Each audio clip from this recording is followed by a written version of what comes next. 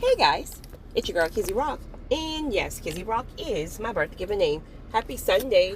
Want to say hey to all my subscribers, new as well as seasoned. I got a word for you. Tap in. Happy Sunday, guys. So I'm responding to a couple of emails that I pulled from last week. Still catching up on emails, but I'm going to summarize and combine these three because it's all kind of geared around loneliness for different reasons. I had one good sis who emailed me. She said she heard a recording of mine months and months and months ago about me stating that it is not another person's job to make you happy or complete you. She disagreed with me during that time, which is absolutely fine, right? Which is truly, we all have different mindsets based on different experiences that we've experienced in life. So that's absolutely fine, sis. Seriously, but she disagreed with me. But now she's changed her mind because now that she's gotten married, she realized that it's true. A person cannot fulfill you. She feels less fulfilled now that she's married. And then I had another sis who is in either isolation or transformation season. She feels very, very lonely. And then it was another one. It'll come to me as I start speaking. But to my good sis who's recently married, and I think you're like 4 months in, and she's realized she's very disappointed in her words, because she really had this idea that once this marriage happens and it will be the honeymoon stage like every single day, and that he will make her happy and fulfill her. She is honest enough to say that she does have some some trauma, things like that happened prior to him, and now she is realizing that she should have completed, because she started it. She says she should have completed her single season, transformation season, healing season, etc., etc. But she really assumed that he could heal those areas, and now that that's not happening, she's having some, I guess, regrets, for lack of better words, things like that. So sis, again, because the way you made it seem in the email was like you were apologetic. I'm so darn tired. Apologetic for not agreeing with me. Sis, I promise you, I'm not that person. Like, seriously. I'm very well aware that we all have different, guys, I'm telling you, I'm so tired. I'm still trying to catch up. Please bear with me. We all have different opinions based upon our experiences in life. So I will never try to change your opinion. That's why I get annoyed when someone tries to change mine about something. So yeah, but either which way, in my opinion, now that you're seeing for yourself, it's true. People can't make us happy. It's this lie or this facade that we tell ourselves that we want to believe, but it's not true. We all were created for a specific purpose that's outside of another human being. I mean, we were all created for a specific purpose here on earth. Yes. I truly believe that people can add addition of happiness and joy to your life. Absolutely. However, to your core, it is a job within yourself that must be completed. In my opinion, that's from having a relationship, all caps, a relationship with God, being tapped into your purpose and your calling. Because purpose and calling will fulfill you on its own. Purpose and calling will fulfill you on its own.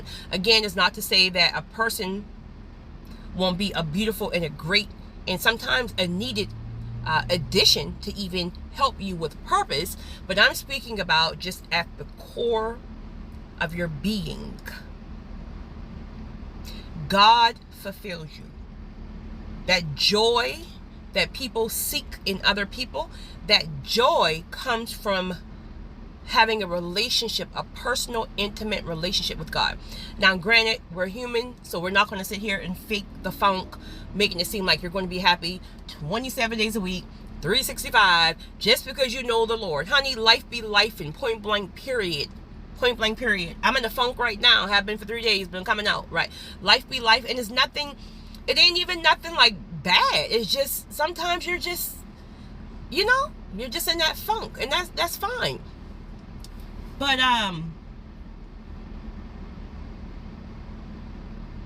I pray that you, versus you see your marriage as a regret, right? That maybe you go speak to somebody, maybe try therapy, you know, apart, separate from your husband, and then maybe go together. But you got to go through a healing process for yourself, right? You gotta work on those wounds and that trauma that you've experienced prior to him, because it's unfair to think that he didn't create those traumas.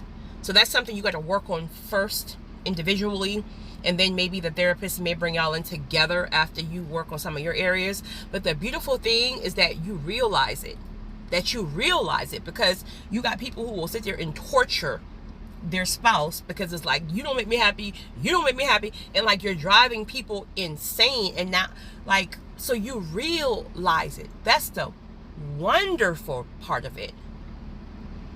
So yeah, go get the help you need, right?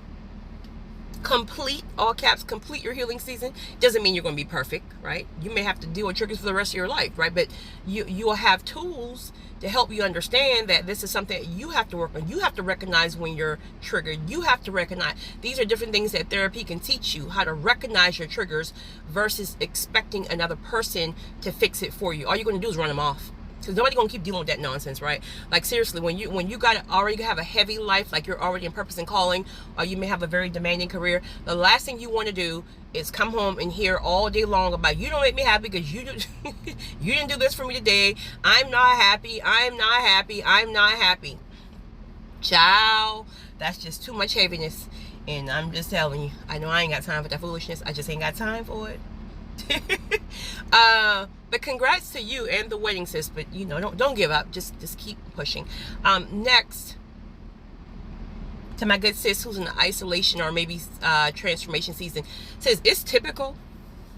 You might don't want to hear this, but typically that's what happens in those seasons. God wants you alone. That's why he starts removing the people in whatever kind of way. He starts removing people, removing things. So typically, that's the whole point of those seasons, because now God has to get you isolated where he can really, really work on you. He can really help you to understand what he wants to do in your life, the direction he's taking you, certain things that got to go, certain mindsets, certain things that you learn, right? All that stuff happens, and he can't really teach you anything. You can't be teachable if you have 1,000 people who's distracting you and pulling from you, right? When God really needs you to be isolated so you can hear him. And I know it is difficult, especially to people who are not introverts, such as myself, who actually prefer, you do better alone in some situations. But to people who are extroverts, or you just love people, like you get energized from people, that this is really, really, really, really a difficult season for you.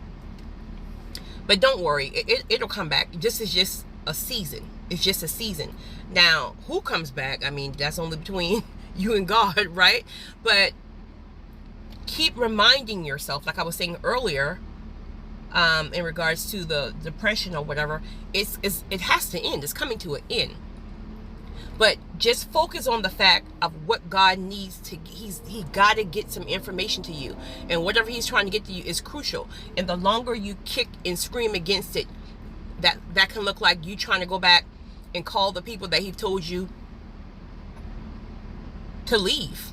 That can look like you're trying to run back to a city where he called you to relocate from. That can look like you going back to toxic friendships or toxic people, because there's a trauma bond. And even though it's toxic and detrimental to your mental health, you still got to go back because it feels comfortable, is what you know.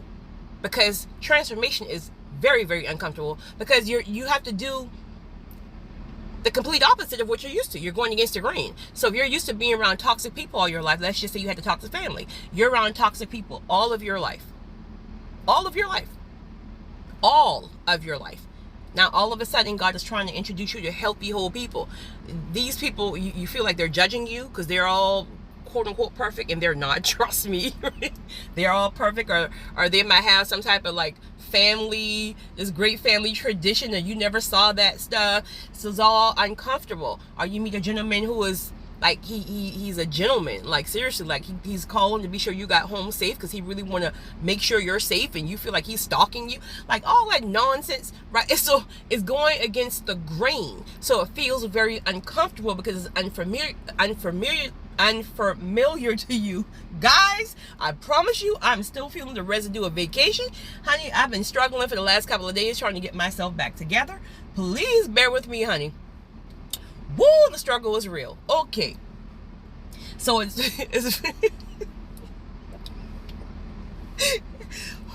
so it's very, very, very uncomfortable. However,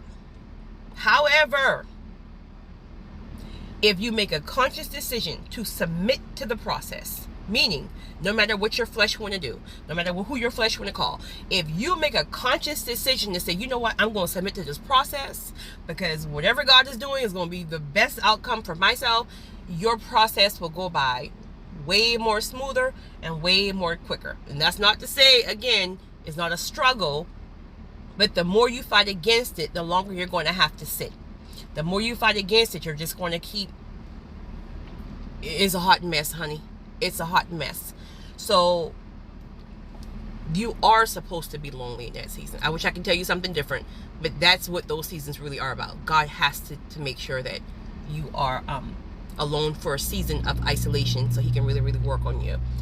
Actually I had a good bro. So okay, so in so many words, he's been elevated. And it's been a very, very, very long journey for him. Congrats to you, bro. But he heard the call of God, and he had to do things differently as well, right? God had to really work on him because, you know, God wanted him to really upgrade his character, his integrity, which is typically for him, he says, the complete opposite of what his father and his uncles and cousins has done. But he wanted to do things the right way. But he is lonely. He is absolutely lonely. Here's the thing. Something a lot of people don't talk about is the higher you go, the more lonely it is. Now, again, introverts don't really have a problem with this thing, right? But the higher you go, the more people fall off because most people are unhealed. And that's no diss. It is what it is. Some don't even know that they need to be healed, but whatever. The higher you go, you will discover that most people are actually unhealed, and you were a part of that group. So it's hard to really connect with people because your pool of healed, whole people is much more small. So, and then too, when God starts to even elevate you even further, it's like people drop off, then you meet new people, and then people drop off. So it's one of those things where you can feel lonely if you're tapped in or not. So that's why I think I said this earlier, but I want to stress the fact that even when you're tapped in spiritually, even when you're in purpose and calling, you have your times where it's still lonely. Like, I'm a person who lives a very, very busy lifestyle. Like, seriously, like I'm between purpose, between calling, between my career, between my family, between just my leisure time. I can pick up my phone right now and I can call anybody I choose. I can go to dinner. I can go here. I can go. There's 1,000 things I can do if I choose. But that doesn't mean I'm not lonely if I decide to call 35,000 people and, hey, I'm having a party. Just everybody come over and bring 5,000 people, which, like, you can have 5,000 people around you. It doesn't mean you're not lonely, because especially when you're tapped in, it's an internal thing. So you can have people surrounded all around you, all in your household. But this is an internal thing between you and God. So people can't even understand it anyway. So it's just something that you hold half of that stuff in because it's just between you and God. You and God, y'all, you are communicating with God. So it's a personal one-on-one relationship with God. So people aren't even tapped in enough. And even if they are, this is not their journey. So they're tapping on their stuff, and maybe you can come together and have a meeting of the minds, and you guys understand each other just through spiritual conversations. But it's still a one-on-one internal thing. So this is why you can have 1,000 people around you and you're still lonely. But I think if people are honest, every single person experiences times of loneliness. But I don't feel it should be a cloud over your head where it's sitting there for years and years, and then there's some work got to be done somewhere, right? There's work have to be done somewhere. So I don't get lonely like that. I don't. My loneliness hits like what I was saying a few minutes ago about when I know God is about to elevate me, he's about to open the door or shift me higher, then he calls me back into isolation, right? Because he got to get some insight to me, right? Those times can be lonely when you're not tapped in. Because listen, we're human beings. We're not tapped in every second of the day. We have to remember to get tapped in. We have to pay attention to our convictions to get back tapped in. But we're not walking around tapped in every second of the day. We're not that cute boo, right? So I just wanted to share that because I think as human beings, we tend to think our lives one way, and we see another person highlight, and we think their life is so perfect and this and that. No, we all go through stuff, point blank, period. I don't care who you are. If they tell you their life is perfect and they don't have their times of loneliness or their times of doubt or times of this, now that doubt shouldn't stick. That's just the enemy been kind of creeping really quickly, right? But that don't stick. That shouldn't stick, right? You got to rebuke that thing on sight. But everybody have their stuff. This is why I love transparent people. Everybody have their stuff. Life is beautiful, but life is hard, period. So don't let these people get up in your head and make you think that you got to live this kind of lifestyle. You have to be married. You got to do this is going to be the only way you're happy. No. You create your own happiness. You mess around and marry somebody because somebody said you're supposed to. Now you're miserable for the rest of your life. You're unhappy for the rest of your life. Or you can wait on God because now you know who fits into your life because of purpose and calling. And now you can accept 1 out of the 10 proposals because it fits. It makes sense. You wait on God to bring who is designed for your life versus you choosing because it's hard to heal. So you rather stay unhealed and then create this mask of a person should make you happy. Then the person comes, you make them unhappy. Now everybody unhappy. Now there's a divorce, and the same people who told you that you shouldn't get married, they're now laughing at you. Child, learn to live your life for what works for you. Again, people who are indifferent, you're shifting right now in a different season, let it be isolation, transformation. Again, you're right where you're supposed to be. God have to get certain things to you. Submit to the process. It will help you tons. But when you come out of it, I promise you, you're going to be so glad that you allow God to complete that process. It's going to be difficult. You are going against everything you've ever known.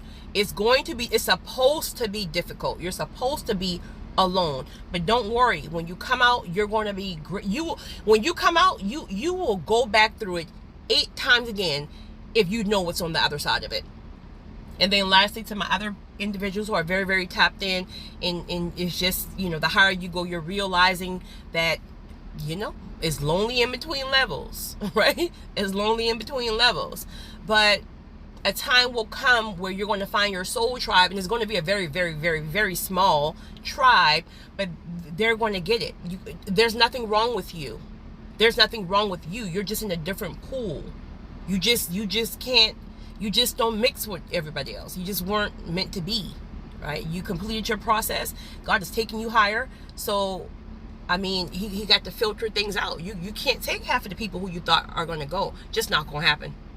Child, ask me how I know. Half the people that you really thought you would take with you, the majority, if not all, of those people are not going to go. They're going to keep falling off the higher you go. The higher you go. The higher you go. So, It's a beautiful journey, but it's not an easy one. Just keep it real. Let's be transparent here. You guys have a great one. It's your girl, Kizzy Rock.